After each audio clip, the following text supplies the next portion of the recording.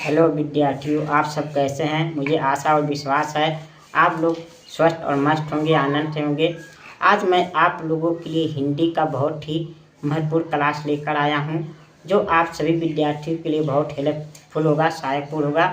एक क्लास कक्षा 6 से लेकर कक्षा 12वीं तक विद्यार्थियों के लिए हेल्पफुल होगा और इसे कोई प्रतियोगी परीक्षा की तैयारी करने वाले विद्यार्थी भी इस क्लास को देख सकते हैं, उनके लिए भी ये हेल्पफुल होगा। यदि आप लोगों को हमारी क्लास पसंद आता हो तो आप लोग से प्रार्थना और रिक्वेस्ट है कि आप लोग हमारे क्लास को लाइक, शेयर और कमेंट अवर करिए और हमारे गुरु ज्ञान मंदिर यूट्यूब चैनल को सब्सक्राइब करके अपना प्रेम भरा सहयोग दीजिए।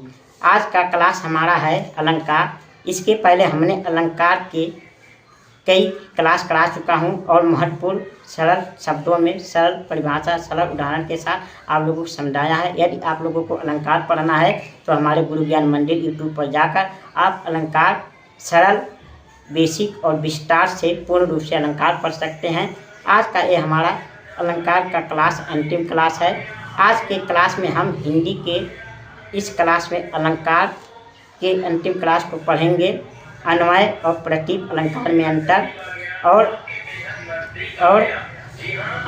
दृष्टांत अलंकार और अतिशयोक्ति अलंकार में अंतर क्या होता है, इसके बारे में पढ़ेंगे। इन चारों अलंकारों की परिभाषा, उदाहरण और इसके अंतर को समझेंगे कि क्या अंतर होता है, उनकी परिभाषाएं क्या होती है, इनके उदाहरण क्या होते हैं। आप लोग से फिर से प्रार्थना है, यदि हमारी क्लास पसंद आए तो और हमारे क्लास को लाइक, शेयर और कमेंट अवश्य करिएगा, हमारा सहयोग अवश्य दीजिए और हमारे गुरु ज्ञान मंदिर यूट्यूब चैनल को सब्सक्राइब करके अपना प्रेम भरा सहयोग अवश्य दीजिए। चलिए आज के क्लास को हम स्टार्ट करते हैं।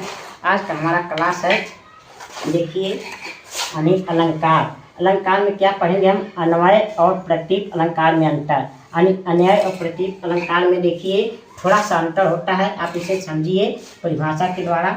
देखिए पहला हमारा अलंकार क्या है, अन्वय अलंकार। जब उपमेय को उपमान मान लिया जाए तो उसे अन्वय अलंकार कहते हैं। यानी जब किसी व्यक्ति या वस्तु को उसी व्यक्ति या वस्तु मान लिया जाए तो उसी से ही तुलना किया जाए तो उसे क्या कहते हैं, अन्वय अलंकार। तो इसकी परिभाषा है, जब उपमेय को उपमान मान लिया जाए तो उसे अन्वय अलंकार कहते हैं। यानी जिस वाक्य में उपमेय दिया हो लेकिन कोई उपमान नहीं दिया हो और उसी व्यक्ति या वस्तु से उसी व्यक्ति वस्तु की तुलना किया जाता है तो उसे अन्वय अलंकार कहते हैं। जैसे देखिए उदाहरण क्या है, राम से राम, सिया सी सिया, सिर मोर विरचत विचारी सांवरे। देखिए यहाँ राम को ही राम मान के तुलना किया गया है और सीता को सीता मानकर तुलना किया गया है। तो यहाँ इसमें कोई उपमान नहीं है, यानी उपमेय राम और सीता हैं जो कि उन्हीं को उपमान मान के उन्हीं से तुलना किया गया है। तो हमारा क्या है, अन्वय अलंकार है। तो इस प्रकार हम अन्वय अलंकार को आप आसानी समझ सकते हैं। जब वाक्य में उपमेय को उपमान मान लिया जाए और तो उसी को अन्वय अलंकार कहते हैं। यानी जब किसी व्यक्ति या वस्तु की तुलना उसी व्यक्ति या वस्तु किया जाए तो उसे अन्वय अलंकार कहते हैं।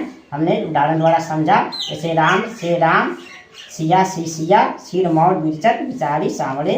स्पष्टीकरण, उपयुक्त में कोई उपमान न होने से उपमेय राम सीता को ही उपमान मान लेने से अन्वय अलंकार है। अब देखिए दूसरा अलंकार हमारा क्या है, दूसरा अलंकार है प्रतीक अलंकार। यानी प्रतीक अलंकार क्या कहते हैं, उसका उल्टा होता है। यानी ये क्या होता है, अन्वय अलंकार का उल्टा प्रतीक अलंकार होता है। यानी प्रतीक अलंकार क्या होता है, जब उपमान को उपमेय मान लिया जाए तो उसे प्रतीक अलंकार कहते हैं। यानी जब किसी वाक्य में उपमान कोई दिया ही ना हो, कोई व्यक्ति या वस्तु दिया ही ना हो और किसी वस्तु में किसी व्यक्ति या वस्तु को मान लिया जाए, उसके रूप को देखा जाए तो उसे प्रतीक अलंकार कहते हैं। इस प्रकार प्रतीक अलंकार की परिभाषा क्या है, जब उपमान को उपमेय मान लिया जाए तो उसे प्रतीक अलंकार कहते हैं। जैसे उदाहरण है, उतरी नहाए जमुन जल, जो शरीर श्याम। यहाँ देखिए जमुना के जल को ही श्याम मान लिया गया है। यानी जमुना का जल में जैसे श्याम दिखाई दे रहे हैं, क्योंकि जमुना का जल सांवरा होता है, श्याम का रंग भी यानी कृष्णा का रंग भी सांवरा होता है। तो जैसे उसमें श्याम जमुना का जल जैसे श्याम लग रहा है, तो ऐसे में यानी जमुना के जल को ही श्याम मान लिया गया है। यानी उपमान, जमुना का जल है उपमान, उसे उपमेय बना दिया गया है। दूसरे उदाहरण देखिए, जग प्रकाश तू जस करे विष्ठा भानु एह देख। तो देखिए यहाँ प्रकाश को ही भानु यानी सूर्य बना दिया गया है। यहाँ सूर्य है नहीं, लेकिन प्रकाश जल रहा है, उसी प्रकाश को यानी सूर्य माना जा रहा है। तो यहाँ क्या है, यहाँ यानी प्रतीप अलंकार है। जैसे स्पष्टीकरण, उपरिक्त पंक्तियों में जमुना के जल को उपमेय यानी कृष्ण, प्रकाश को सूर्य यानी उपमेय मान लेने से प्रतीप अलंकार है। अब देखिए हमने समझा कि यानी हमारा यानी अन्वय अलंकार और प्रतीप अलंकार में क्या अंतर होता है। अन्वय अलंकार में उपमेय को उपमान माना जाता है, यानी उसी व्यक्ति वस्तु से उसी व्यक्ति वस्तु की उसी से तुलना किया जाता है, तो उसे अन्वय अलंकार कहते हैं। और जब उपमान को उपमेय बनाकर तुलना किया जाता है तो प्रतीप अलंकार कहते हैं। हमने उदाहरण द्वारा देखा। अब देखिए हमारा तीसरा अलंकार है दृष्टांत अलंकार। दृष्टांत अलंकार किसे कहते हैं, जब उपमेय और उपमान के साधारण धर्म यानी गुण में संबंध होने पर भी बिंब प्रतिबिंब भाव से व्यक्त किया जाए तो उसे दृष्टांत अलंकार कहते हैं। यानी जब उपमेय और उपमान का जो गुण हो, जो उसका भाव हो, बहुत संबंध हो, बहुत मिलता जुलता हो, फिर भी उसे बिंब और प्रतिबिंब भाव से व्यक्त किया जाता है तो उसे दृष्टांत अलंकार कहते हैं। जैसे दुसह दुराज प्रजान को क्यों ना बढ़े दुख द्वंद, अधिक अंधेरो जगत जग करत मिली मावस रविचंद। तो देखिए इसमें दुसह दुराज इस सब में क्या है, यानी एक दूसरे में बहुत ही गहरा संबंध है, फिर भी इन्हें बिंब प्रतिबिंब मानकर इनका तुलना किया जा रहा है, इसलिए क्या है, दृष्टांत अलंकार है। जैसे उपयुक्त पंक्ति में उपमेय और उपमान में बिंब प्रतिबिंब होने से एक दृष्टांत अलंकार है। अब देखिए हम अपने अगले अलंकार को देखते हैं, अतिशयोक्ति अलंकार। अतिशयोक्ति अलंकार किसे कहते हैं, जब किसी व्यक्ति या वस्तु की इतना अत्यधिक प्रशंसा कर दिया जाए कि लोक मर्यादा का अतिक्रमण हो जाए तो उसे अतिशयोक्ति अलंकार कहते हैं।